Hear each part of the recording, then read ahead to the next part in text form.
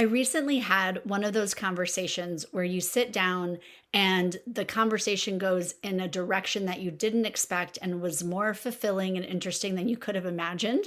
I was a guest on a podcast, the Human Potential podcast, hosted by Haider, and we had such a wonderful conversation that I wanted to share it with you here as well.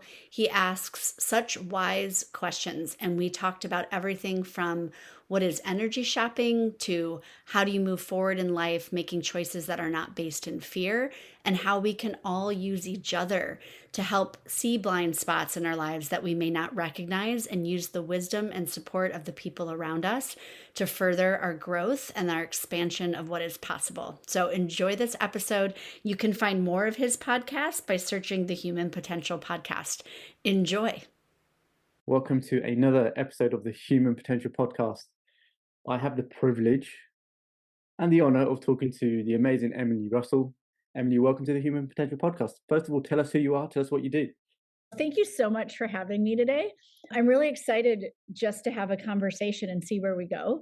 I have been, I guess you could say, in the coaching facilitation business for over 10 years and really all about consciousness and how can you actually love your life even more and not go in I need to fix myself, there's something wrong, but really you have everything you already require. And if you're a seeker and listening to this podcast, you're also probably on a search for more and greater, and doing that with the most effective, easy tools possible. I love working with people. I love doing I work with people privately in coaching and classes online and programs. And my thing is just getting to know someone and seeing where they're at and how I can contribute to making their life more enjoyable. We all chose to be on this planet, right? So let's enjoy it while we're here. Yeah, look, making a contribution, I feel, is such a noble cause. And I think most of us are aligned to contribution in some way, in whatever way, is aligned to us.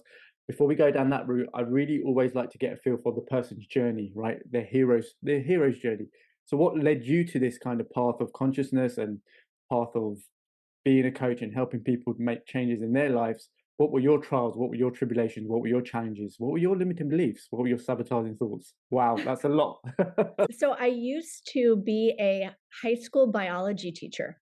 I spent my younger years, we were chatting before we started recording. I've always loved travel and meeting new people.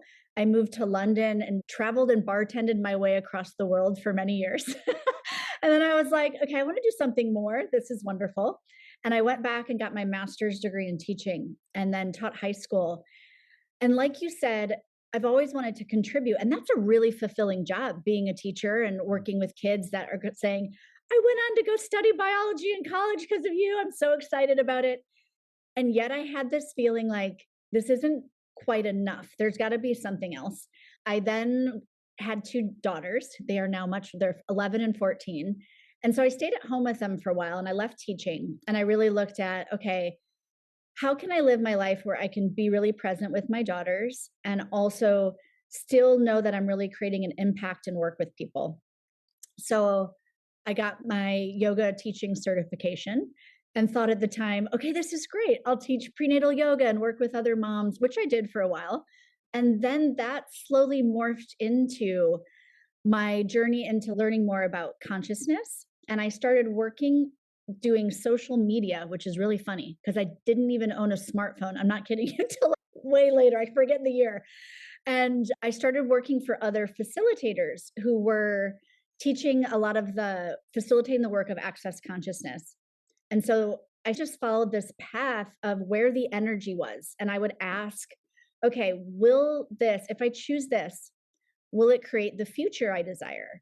And I would look at the energy, not asking that from a logical choice, but looking at the energies of what I wanted to have in my future: time, wealth, being with my girls, travel, even though I had no idea how that would look with two little ones, but there were joy, relaxation, all of these things. And then when I would get offered things like, would you like to do social media for my business about consciousness? I was like, that sounds fun. It matches this energy. And even though at the time when I first started doing that and helping people out, I was maybe getting paid $2 more than it would cost to get a babysitter for my girls at the time. So it didn't make sense financially, but it had this energy and frequency of, but that matches where I desire to go. I don't know what it's going to look like, but it matches something. And so that was over 10 years ago. Wow. So look, I think there's some gold in there, right, in terms of a tool right away that listeners can use. And it's this concept and this idea, I know, which is very prominent in Access Consciousness, which is a great online platform, which is spreading consciousness. Actually, before we talk about the tool, I Yeah. use the word consciousness a lot, right? And you've used it a few times already. And I always like to understand what consciousness means to the person that's actually using it. What context are they using it in? Because I think it gives the listener a really clear idea of what we mean by consciousness. And in the spiritual kind of community, we're always using that word. Like I say, I always use it. So I'd love to kind of get your kind of contextualization of consciousness as you're using it.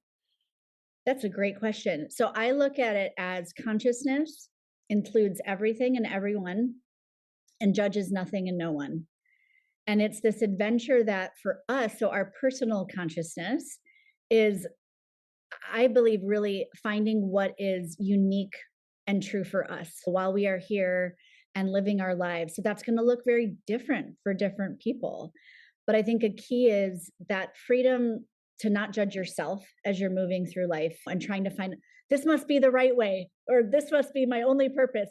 It's the universe is constantly, like as we know, constantly expanding, right? The distance between the galaxies is always getting bigger and we are part of that. So we are always expanding. So I look at consciousness as that movement with that expansion and then what we get to choose to be with that and do with that while we create our lives.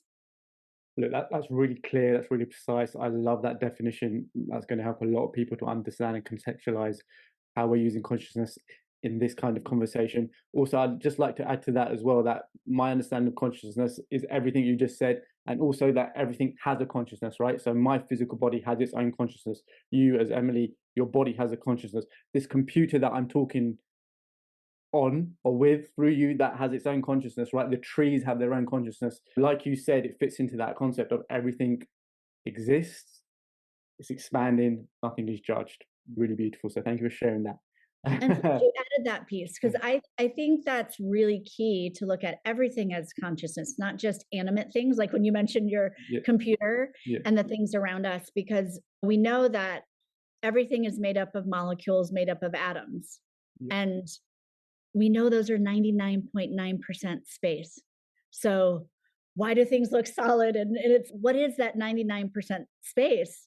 It's energy. What's there is energy and consciousness. And that's how I love, that's why we're so all interconnected with everything, like the chair you're sitting in or the car you're driving in, Exactly. if you're listening to this while driving, like everything has consciousness. So we get to interact with people and inanimate things all through the beauty of consciousness and energy.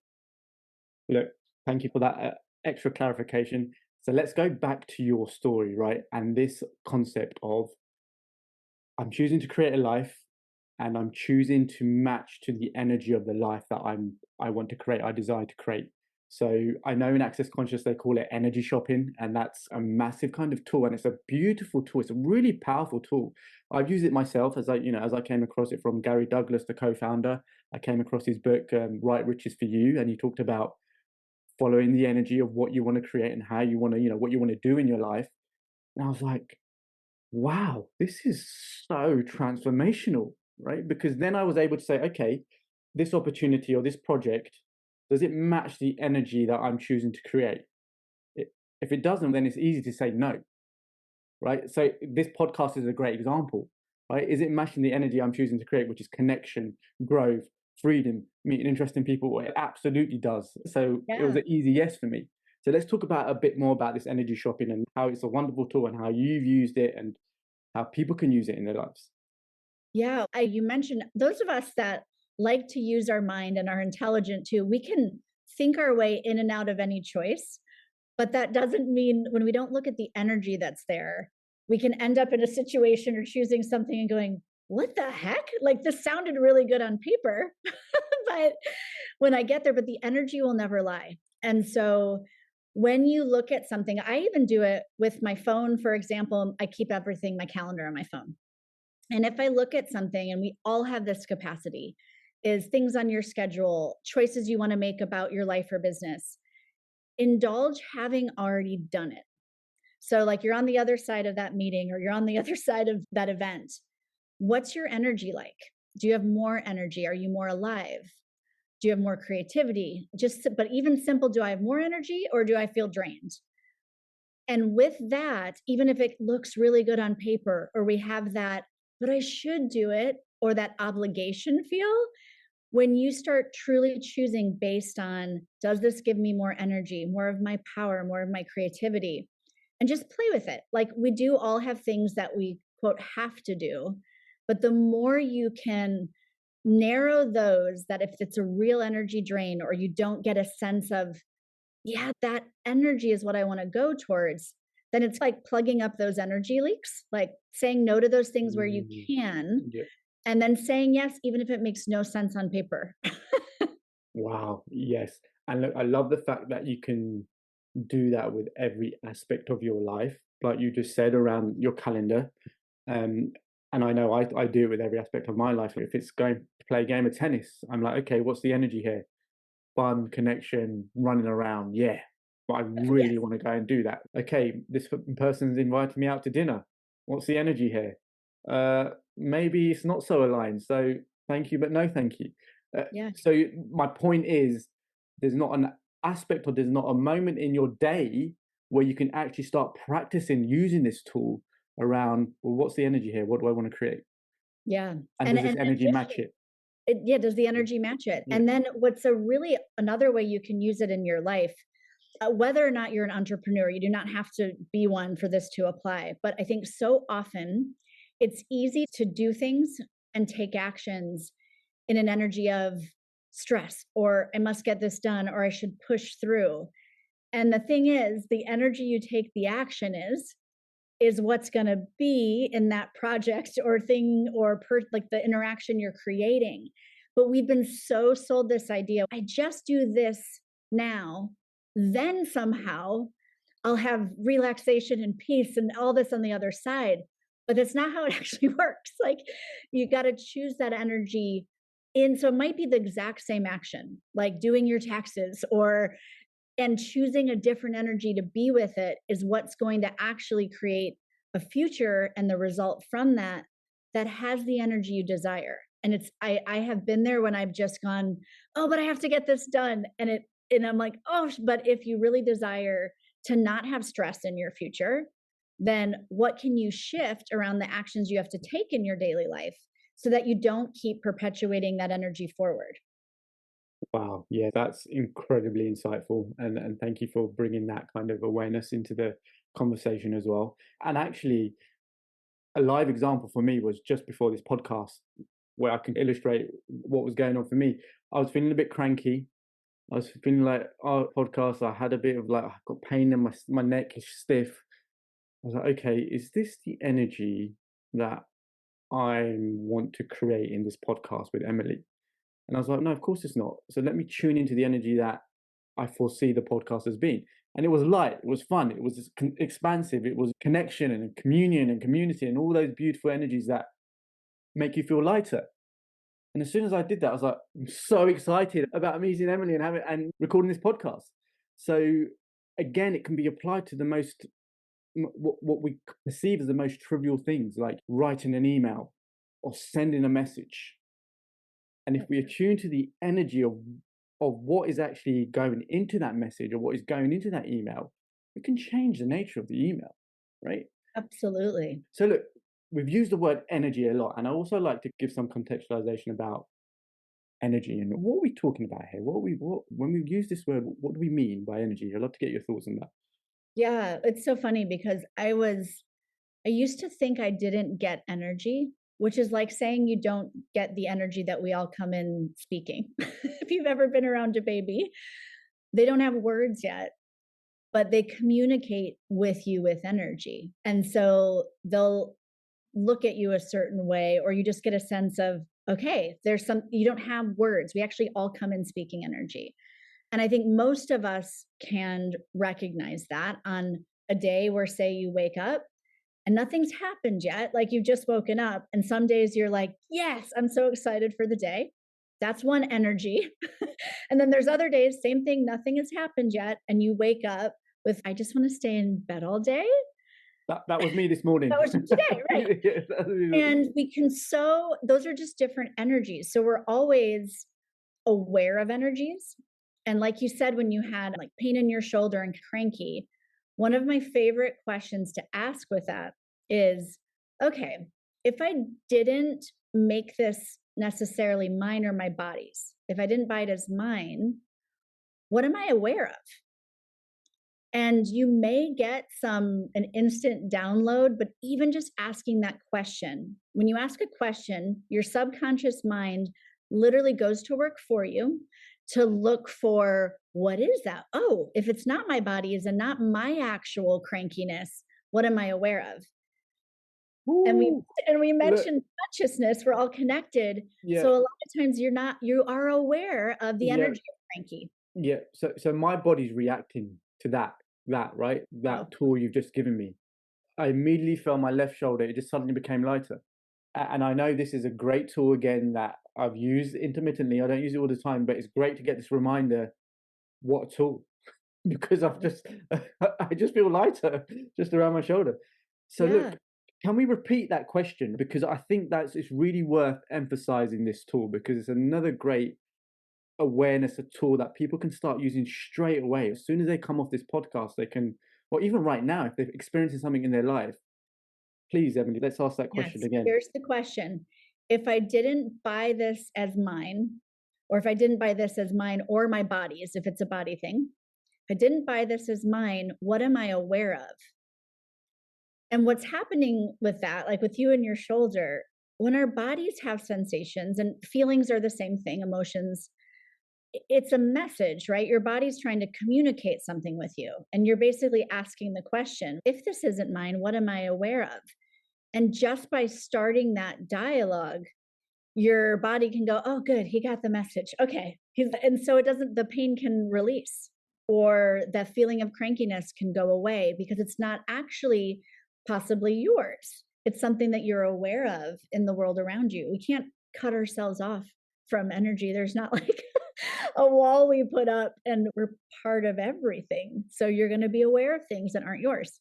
Yeah. Look, I get so excited by tools like this because they're so simple, so user friendly. Let's call them user friendly, so easy and so fucking effective. Excuse my language, Yep. right? Because it just happened in an instant. And in my life, and I'm sure in your life, you've experienced the impact and the effects that these tools can have on change and transformation. Absolutely. And that's what I love. I really have always been on a mission to find what's really effective and fast. And I'm also willing to be patient with other things. It doesn't Sure, have to be that, sure, but sure. to have that instant relief and go, oh, wow. And it's so often when we just look at something from a different perspective. I think that's one of the greatest things that people contribute to each other and thought leaders. And it's, hey, look at it this way.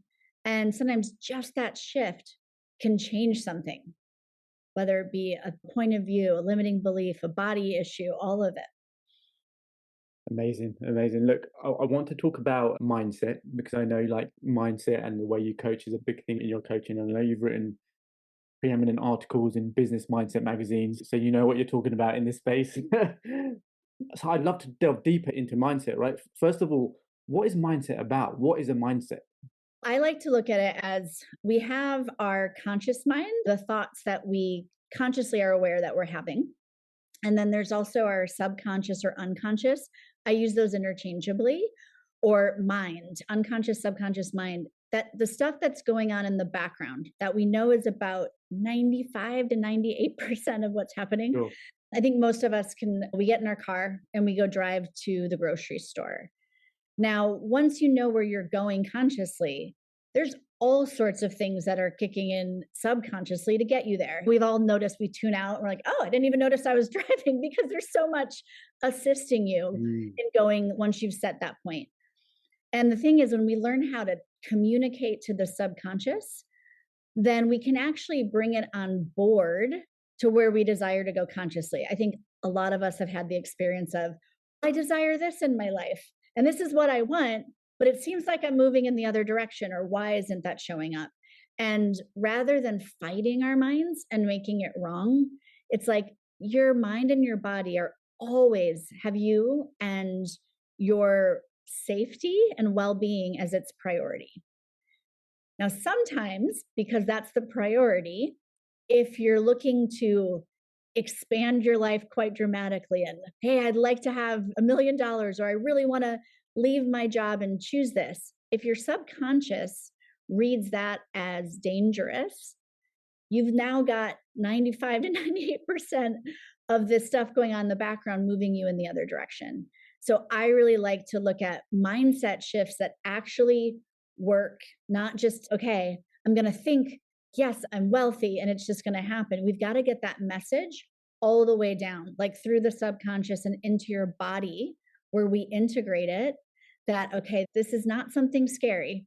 This isn't a lion, because anything the mind is reading, it's literally perceiving that as a threat, which is like lion about to eat me. That's how simple our subconscious is.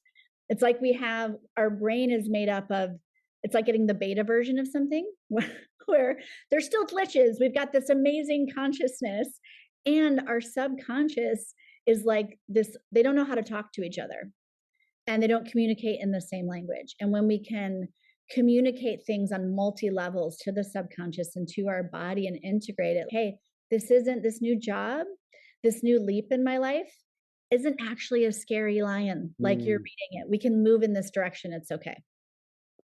Yeah, look, thank you for sharing that. And there's an element around mindset that I love to explore with you, which is related to the subconscious and everything you're saying and the unconscious, right? And there's this concept of fixed mindset and growth mindset.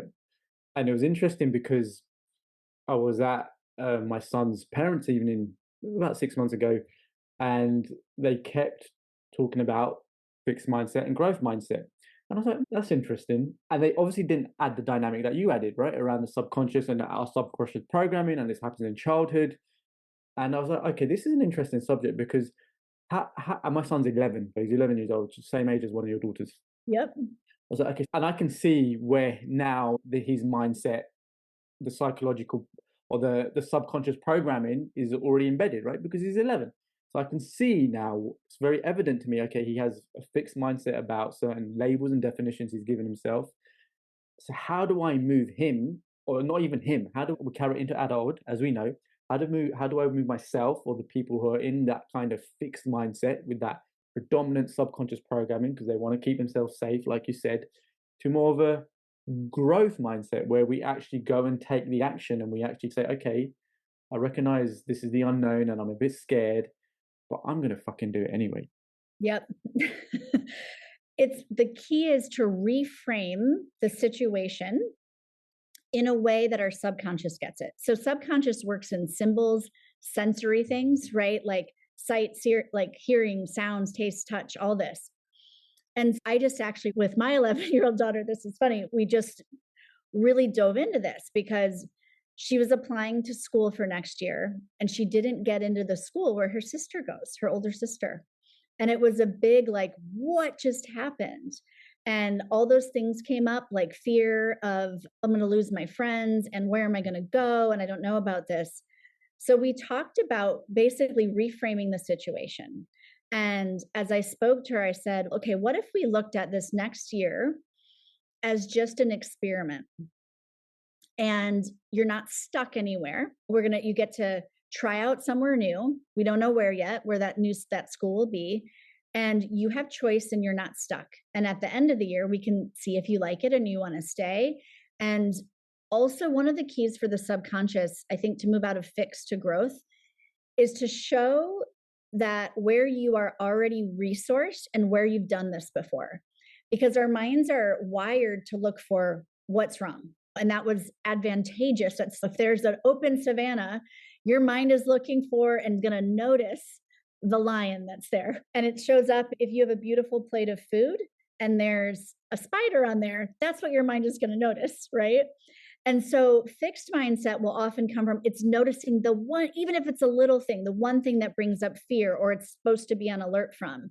And if we can go, okay, but here's where you're already resourced. Like with your son, for example, you know how to do this. Think of a time where you've had a sense of accomplishment, when you've had a sense of just laughing really hard, or where have you done this before? So you actually let the mind look for evidence of where are you actually resourced here. And now what you're doing is allowing your mind to look for that rather than what it is really wired to do is look for the one wrong thing. And so when you pointed in that direction with my daughter, is like, look how easy it's been. You've changed schools before and you've made lots of friends. She's, Mm, oh, yeah, you're right. And you're not going to be stuck. A lot of the fixed mindset or not wanting to go somewhere is, ooh, but what if that's the wrong direction? And then I now have made the wrong choice and I get stuck there. It's no, you still get to keep moving. And really quickly, rather than seeing that as something scary and something to feel bad about personally, I was like, hey, this doesn't mean anything about you. Because our subconscious will also attach a whole bunch of meanings to things. Like, this means I'm not good enough. This means I can't do it. And it's like, no, actually, just like you would read an email on your computer, you read it, you get information about who it's coming from, and then you close it. It doesn't mean it was personal. Like, you don't, if there's something that doesn't give you more energy and more power and more of you, like more of you and a sense of you and that integrity, then you're getting information, but you don't click download and make it personal. Like, I don't click download on the virus thing that pops up and it's, do you want to download me? I'm like, I don't think so. Same, but we're so trained to take in everything around us as something that about us personally. And then we go into this heap of, oh my God, that must mean I'm stupid. I didn't get into that school. And no, this is information. And you still, here's where you're resourced and here's where we get to go. And the mind starts to go, oh yeah, I do see all these different things. so look, this is like a refresher training for me. All these tools that have come into my life, and I intimately use them and stop using them. And this tool that you've just mentioned, and it's another tool about just tuning into where you've actually done it before to get that reprogram. Actually, oh, it's not that scary. I've done this before. Is a great tool, It's a right? great tool. It's Like, a great tool. think for the listeners now, Yeah. think of something, I bet everybody has this, where you have it in your life right now, but at some point it seemed like it wasn't even your sphere of, I can't imagine I would have that.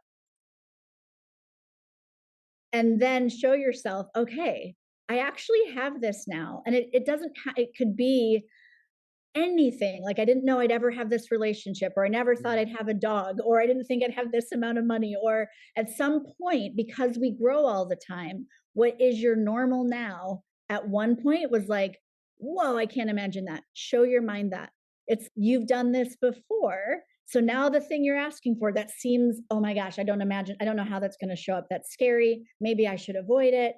When you show your mind, wait, I actually know how to do this. There's been things before that I didn't have any clue I would ever, how they would show up, that I'd ever have that I'd ever get there. And I did. So that means you can exactly do it again. It's just something different. Yeah, this is like a live coaching call. I'm loving it. I know the listeners are going to love it. So, which kind of brings me on to my next question, because I know the most profound shifts I've ever had in my life, the most kind of elevation in consciousness that I've had in my life has been working through mentorship and coaching in a very kind of focused and attentive way. Love to get your thoughts on the benefits of coaching and how one can accelerate and expedite their journeys into higher levels of consciousness, into higher levels of dreams and desires, if you will. I look at it as, if you look at in a company, for example, they hire consultants to grow. We all have blind spots, things we're not going to see. And that's why I coach, but I hire coaches for Yeah, myself, me too. Yeah. because it's so, it's such a gift to have someone to be able to see where you might feel like you're in a corner and all you are seeing is this corner and your face is stuck in it. For someone just to tap you on the shoulder and go, hey, actually, have you ever looked at this? It's already here for you. And so that to me is, I look at the cost of staying where I'm at, or if I choose to invest in this course or person, where can that move me? And I think it's really key to look at energy, because there's a lot of coaches out there and there's a lot of courses and it can be overwhelming. or just, hey, their sales page looks great, but it's all about energy. So you might have that someone might be teaching the exact same thing, and really trust your knowing and your awareness and your intuition of something pulls me to that. They match an energy. Like when we receive information, it really is different. It could be the same words, but the vessel, the person it's moving from, that through that energy is going to change how we receive it. Absolutely. Yeah. Absolutely. Yeah, it triggers a memory for me. One of my mentors actually said to me, "We're going to move to a world where right now the exchange is monetary, right? I pay for something, it's transactional. I pay for something, I'm receiving something in return, and normally there's a monetary exchange. And as we move into higher levels of elevated consciousness, frequency is going to be our currency, because we're going to be vibrating at a higher frequency, and when we're receiving that energy from a person who's already vibrating at higher frequency, there's no monetary kind of value associated to that, because the energy is so powerful, it's so high, right? High vibe, as I say. Yeah. And I feel that's what you're talking about here in terms of the learnings, the teachings, the guardianship, the mentorship that you receive is very much dependent on the frequency it's being delivered. And, Absolutely. and your inner knowing will guide you to the people that will resonate with you at that time. At that And time, because it's going yeah, to change. yeah, Yeah. exactly. Because it's not linear, right? For me, as I began my journey, I had certain coaches, and I was like, oh, okay, I'm ready for something else or something different. And that's not a renunciation of that person because they taught me so much. It's just, I just feel like my heart's telling me, my soul's telling me to experience something new and different. Um, That's so so key. I really want to highlight that you just said that, because we are here to grow. And I think people have that sense of, oh, but if I want to move on to this new coach, new modality, new something I'm interested in, then it means this thing before was not good. But that's not it. Like the universe is expanding, you're changing, you're growing. yeah, So as that shifts, like to really trust that, and things will naturally fall out of your life that are no longer in alignment. And and this is one of my favorite kind of subconscious hacks, is letting your mind know. We tend to want to hold on to something so we don't lose it, or when we lose it we feel grief or worry, but you can't actually lose anything you've already had. Like you can't lose that. That is yours, all those experiences. And you also can't lose what hasn't happened because that hasn't happened yet. So here we are in the present, which is the playground for your daily life, is where we get to play with consciousness and choosing. And that is so key, because we don't get stuck in trying to hold on, like attachment, or trying to, like aversion, like keep that away. That doesn't seem like it's either way. When you're pushing things out or trying to hold on, we're not just present and really going, okay, what right now is a contribution to me and to the world, and what can I receive, and being willing to let go of something that might have fallen out of your alignment with where you're going. That's not wrong. When you let go, your hands are open. You're open to receiving what is next. again, I love that. This podcast is full of such wisdom. You can't lose what you already have. That's huge, right? Because we are creatures of attachment, and we've been taught attachment from our childhood. And that kind of soothes that, right? For me, there's a soothing tone, there's a soothing element. Say, oh, okay, yeah, Yeah. Emily's right. I've already had it. I've already experienced it. What's this relationship with loss that I've got going on? Which kind of leads me on to my next point around this saying, actually, this saying that's come into my life. And I like to say it, I probably say it in most podcasts, so the listeners are probably well aware of this idea of that what is truly meant for you will never pass you by. Meaning, when you're in alignment with universal energy, you will experience what you need to experience. Now, that doesn't mean we be passive, right? We sit on the sofa and we turn on Netflix and we just wait for it to come in. That means taking action, taking aligned action, do the things you're doing, and recognizing that there's an element of a higher power guiding you, bringing things to you in the perfect divine timing, as I call it. Yeah. I love that, because that saying of, if it's meant for you, it won't pass you by. And we have things, I think when something really feels meant for us, we experience that as a real, like a desire that comes from our heart, like the body. And when we have that, The actual definite, like the word desire comes from the Latin word of the Father, which means like of God. And whether you call it God or source or universe, this bigger thing, which means I like to look at that as your desires, like the reason it's in your world to desire and feel like it's meant for you and ask for is because that is of something bigger. It's not just you out here alone. There's a reason. If you desire it, it is out there desiring you right back. And that's why I love it. You can choose, and you could choose to not take an action, and maybe that won't show up, but you could also choose many routes. We have free will. But if you keep moving forward, those things that are really meant for you, and if you don't give up on, that's not for me, just keep moving towards that energy. And it's always amazes me what shows up that's greater than what our mind can figure out. So look, you mentioned something there, and thank you for that, by the way. That resonates very deeply with me.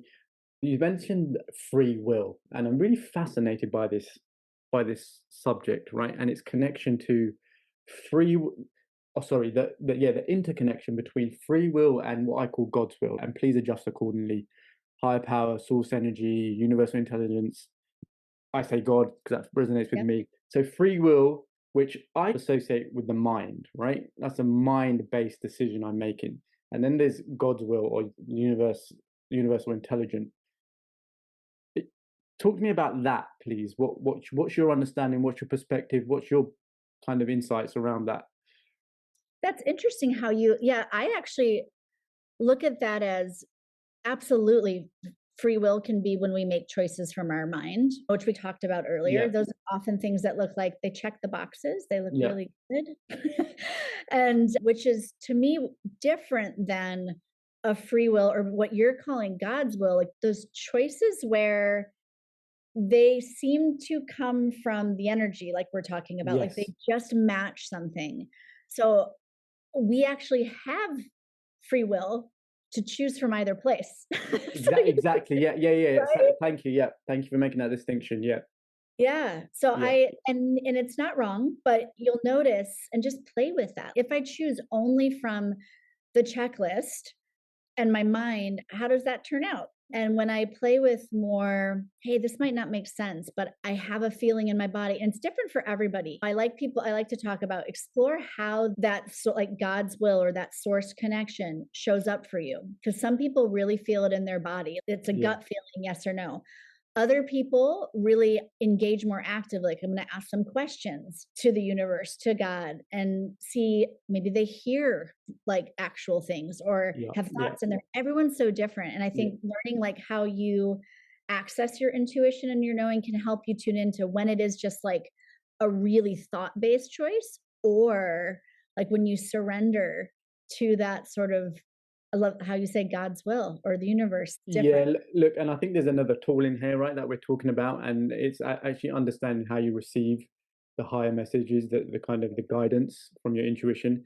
And for me, it's always been through words. So clairaudience was my way, and I didn't have that kind of context or conceptualization of this framework that there's these different clairs, clairaudience, clairvoyance, three more that I can't remember, clairsentience or something like that.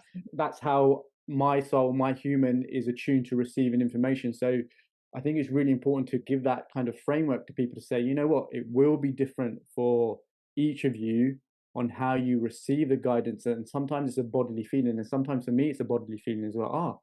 My heart opens up and I can feel it in my gut. They call it a gut feel. For some people, they feel it in their bodies very prominently, and that's God, the universe, talking to you, is giving you a Mhm. message. Now it's up to you to understand, digest, evaluate, and then take the action. I love that you elaborated on that because when we were talking earlier about my story, and I think I mentioned I didn't think I used to get energy. Part of that was because I was so used to being around people that would talk about seeing things like, oh, I Mhm. can see energy around that tree, or I can Yeah, see people's auras. yeah, And I made that, and I don't see energy. yeah, And a lot of people, I don't have a lot of physical, I won't say that. A while ago, before I was really tuned in, I didn't have a lot of feeling it. I have my primary first clair that I could really access that I didn't know was one because I thought, oh, you have to see energy or feel it or yes, hear voices.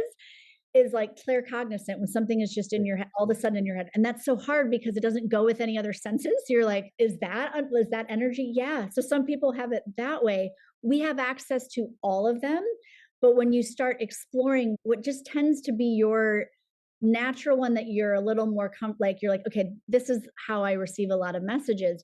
Once you open up to that, then you can start to go, oh, I wonder what it's like. Quiet your world and see what else is available in those other, it's all the senses you have in your body, your five senses. The five clairs, same thing, but we often will have one that we receive that information, that guidance, that knowing from. And often the one that you think everyone else's is really cool, and that you're that yours is like, FOMO, yeah, right, FOMO. totally. I Like, I want to wish see I could energy, do but that. I'm like you. I can't see energy yet. Yet Yes, yes, growth mindset. yes. Yet, and I'm like, oh man, I want to see energy. I want to see it. I want to see it. I want to see it. Okay, but that's not your thing. That's not my thing, right? So yeah, so yeah. So look, kind of circling back to mindset, because the mind is fascinating, right? Mm. Psychology, mind, like the neuroscience behind mind, to the subconscious. I love this stuff, and I just want to touch upon about how does a fixed mindset, or how does my subconscious programming come to be? Oh, wow. Yeah, that's a big question.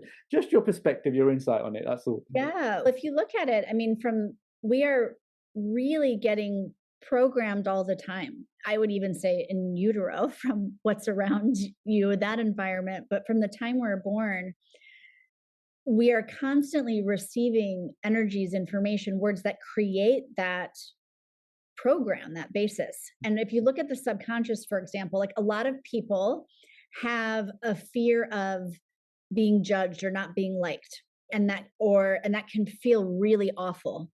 When we are born, before we have words, you really clearly get the message right away. If your parent just left the room and never came back, you literally wouldn't survive. That's all that has to happen, right? For a human baby. And what happens really quickly, you realize, oh, it's good boy and good girl, and you come in and you make Mm, and when I cry, people don't like to give me attention, or they do, or it depends on how we grow up. But you really soon learn that your survival genuinely depends on people liking you and giving you attention. Now that program's there. And as we grow up, are you going to die if someone doesn't like you or leaves your life or you get broken up with? No.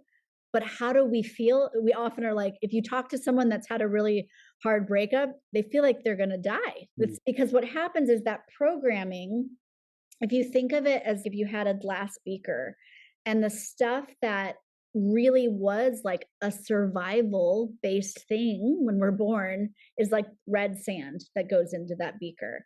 And then as you grow up, we understand logically that's not going to kill me if someone doesn't like me, or I put something in the world and I get awful feedback on my post or my video. But if I add green sand on top of red sand, they don't mix, right? That programming is still there on the bottom. So a lot of the work I like to do is with clearing that, because you mm, can rewire those yeah. beliefs, but we are all the time hearing messages like every time you hear someone, oh, all those evil people have money and they're doing bad things and money corrupts you. That goes in. And then Yeah. now our subconscious, the problem is the subconscious, it doesn't know what to do with conflicting views. So if it hears like, oh, but if I have money, I'm going to be corrupted. But it was like, but I'd like to have money to serve more people. Which one has more charge, or have you been programmed with more? That's what's going to win until you do the work of going, what are those beliefs that are there? And are those actually mine? Are they serving Yeah. me? Okay, Yeah. no. Yeah. Yeah. Yeah. Yeah. Look, that's really useful. And it actually reminded me of a client that I actually once worked with, and we went deep into kind of subconscious and the programming, and we elicited that her relationship with money came from an incident with her father when he took her to a toy shop. She was about 5 or 6 years old, and she asked for a toy, and he said to her, "You don't deserve that." He was in his some sort of trigger, and he said, "No, you don't deserve that." And that just fed in straight into her programming, into her pattern. I don't deserve nice things. I don't deserve money. I don't deserve love. I don't deserve attention. And she carried this trauma and these beliefs until she dealt with them. in her adulthood. So it could be, my point here is it can be something as so trivial as your parent just being triggered in the moment and then just projecting that trigger out onto you and saying something like that, and bang, there's a label, there's a condition, there's a programming, there's a belief which is formed, Yep. which I find fascinating, right? It's How something so fascinating. simple that can lead to such kind of, or sabotage as you grow older, right? And such non-receivership of the abundance and everything that we are here to create and deserve as Yeah. human beings. And what's amazing is those memories or moments that come up, our mind stores those so that we can easily access them and clear them. Yeah. But it's like when that happened to her at 5, it's when you push your hand and you make an imprint into sand. When something it can seem trivial now, but at 5, that meant a lot. Like, I Yeah. don't deserve this. It's bam, the hand goes into the sand. Well, the imprint's still there in your subconscious. So until you like go back and work with that, which is can be done really quickly, but that's still there. And then you live from that imprint rather than going, I'm going to erase that and smooth over that sand because you're not stuck being 5. And it's not Yeah. about deserving, but that really seemed like it because one of the big programs is that I need to be good enough to deserve something. It's this is not wrong, but it's a great way to control people and kids is with pride and shame and guilt and blame, which actually don't have anything to do with it. But it's Mm, it's how yeah. our sort of society works. And then kids grow up with that sense of I'm not worthy, I don't deserve it because I wasn't good enough. Yeah. Yeah. And look, that's my prominent one was the lack of motherly love. So I have mother wounding, and I've done a lot of work on reprogramming the subconscious mind. And yet, Emily, I still find there's an orientation within me that this egoic tendency that it sneaks up on me. So unless I'm super self-aware and super conscious, there is this need for validation. There is this need for wanting to be liked because there's a deep-rooted wounding that still gets activated. Yep. That makes sense? Absolutely. Yeah. And one of the techniques I've been studying access consciousness for 10 years. And about a year and a half ago, I also found another mentor and Dr. John Connolly, who has created a body of work called rapid resolution therapy. I think I heard it. I think Yeah, I it's came across it. fascinating. And Yeah. it's a lot of that subconscious stuff. And as well, and how do you take something like that as a kid that doesn't have that experience something where their mother didn't feel present or wasn't there, and you really can follow these clues of okay, you're not stuck there. And it's how we talked about like showing the mind that you're resourced and you've done this before. Yes. A really great thing with something that's happened in the past and we're aware of it and we know we'd like to heal from that but it's not quite healed is showing the mind because that kid is somewhat feeling like your mind feels stuck there and stuck there without the attention or the love that wasn't seeming there. When you go, okay, but wait, and almost talk to that little one and put your consciousness like Yes. in their world and go, hey, guess what? You get to absolutely, this is coming in your future. Like you're going to have your own kid and you're going to be married and you're going to have this podcast and it's awesome. And you're absolutely going to have a driver's license. You're going to be able to drive a car around. And to that little kid, that's what? That's amazing. And you show this is absolutely happening. You're not stuck here and you're going to have this and it's okay. And you Yeah. can really walk and the subconscious goes, okay, I'm not stuck.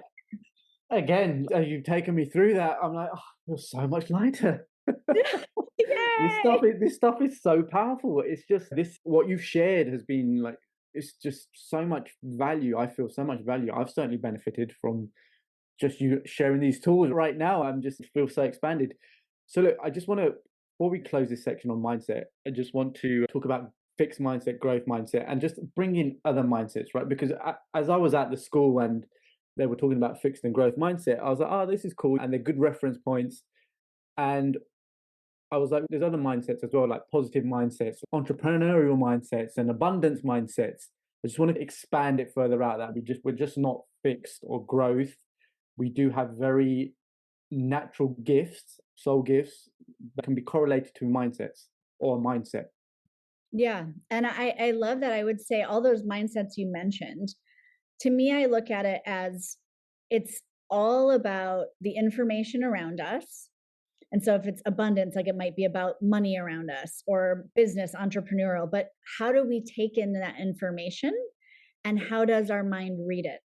Because someone that has an abundance mindset, that we would maybe call that, they might look at a situation very differently. It's the same information coming in. And what I love about that is you're not dependent on what's the information coming in. We can't control that or change that. What you can work with is how your mind is reading it.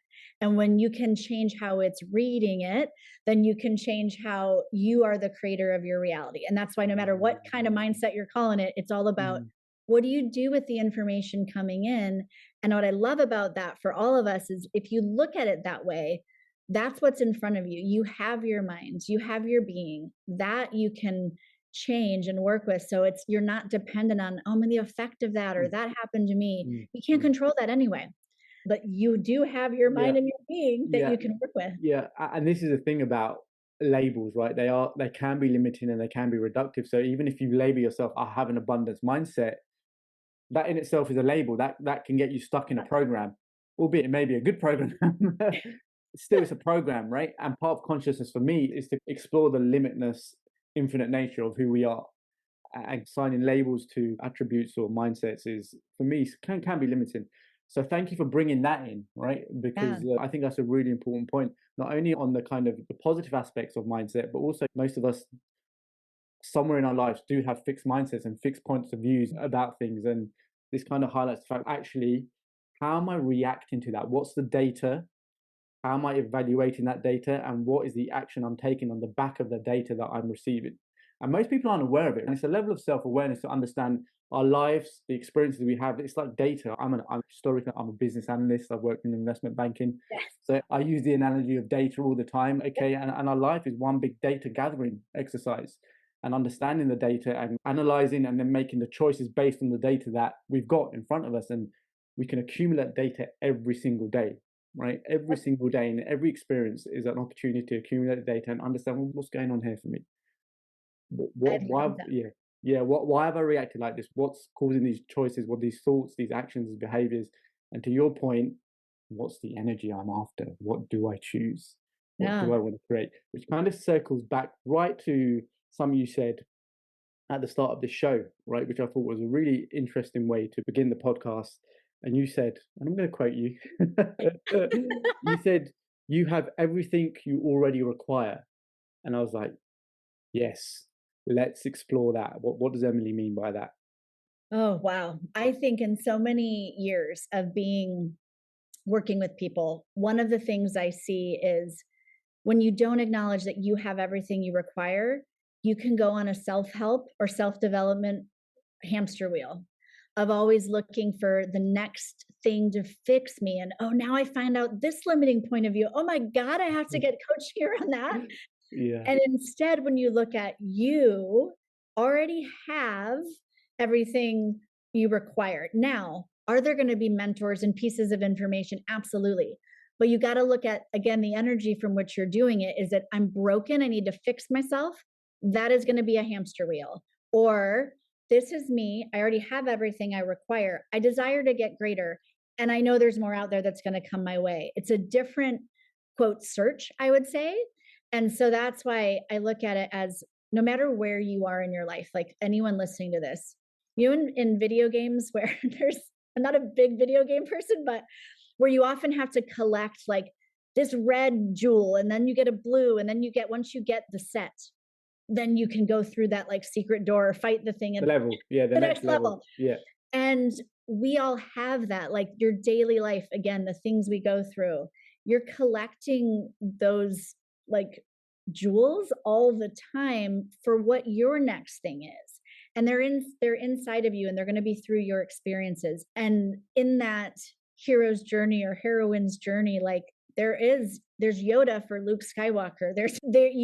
We have people out there and things that can contribute to us and absolutely use that. But you have inside of you all of those resources. And that is a very different place to explore that from than there's something outside of me that I need because I'm lacking. That mindset will keep you in a hamster wheel. Yeah. And that's exactly what I was going to say, right? And and the fact that we're using the term mindset, lack mindset, scarcity mindset, and needy energy, just pulling. I really need this. I think that's huge. That's huge to understand what energy am I in right now. Where is this need coming from? What sort of energy am I projecting out there? Yeah. And for me, in my own journey, I found when it comes from a lack and scarcity mindset, guess what? The thing I want doesn't show up. Right. Yep. And it becomes doubly difficult because then you start using your mind to manipulate, to cajole, to coerce, rather than being in the surrender state, understanding there is timing, there is guidance, there is intuition, there's all this higher power that's working for you, which can actually help you access what you want and actually for it to materialize and self actualize in rapid time. Yeah. Absolutely. You put it so well. It's what we talked about earlier in the show. If we're asking for something from lack, like I need this thing, that's an energy. And so that's not only the energy you're being now, but that's the energy of, oh, Mm, it didn't show up. mm, Rather than those like quantum leaps really come from going to the future and the energy of I already have that. And what is that like? Like most of us, if you're asking for money, you don't really, the money is not the important thing. It's, oh, I want to take my kid on this vacation. I can feel my toes in the sand. I can smell the sea. That when you give your subconscious the future of like you actually experiencing it and having it and knowing it's coming, and then that surrender of I'm going to be in the world and take action, but I know that's there. That gives your subconscious, oh, that's where we're going. Not, I mm. want wealth. And your subconscious, what's that? Yeah, yeah, This is what it feels like and smells like. yeah. And then you can extrapolate from there. And that's a different energy you're being here so that your future shows up different. Yeah, look, I suddenly had a thought, but maybe on another podcast we can delve deeper into energy shopping and we can use law of attraction, law of assumption, and talk about that whole kind of body of work and how we can facilitate the universal laws to manifest and I create the would life we love want. to. I think that would be a great podcast, especially with someone like you who's so knowledgeable and has such wisdom. Look, I think this is a great place to wrap it up. I love the quote, you have everything you already require. I just want to finish on that. So let me end by thanking you, Emily. Thank This has you. been This has so, been so yeah, wonderful. yeah. This has been nourishing, so enriching, and so transformational for me as well, as I've got lighter during the whole conversation. So Me as well, too. Thank you so much. thank you for being here, Emily. We're gonna stick your links and the way people can get in contact with you when the podcast releases, so people hopefully will get in touch with you and look you up and see you and follow you, right? Follow your body of work because you're an amazing coach and you have such loving positivity. And thank you so much for being here. Thank you so much.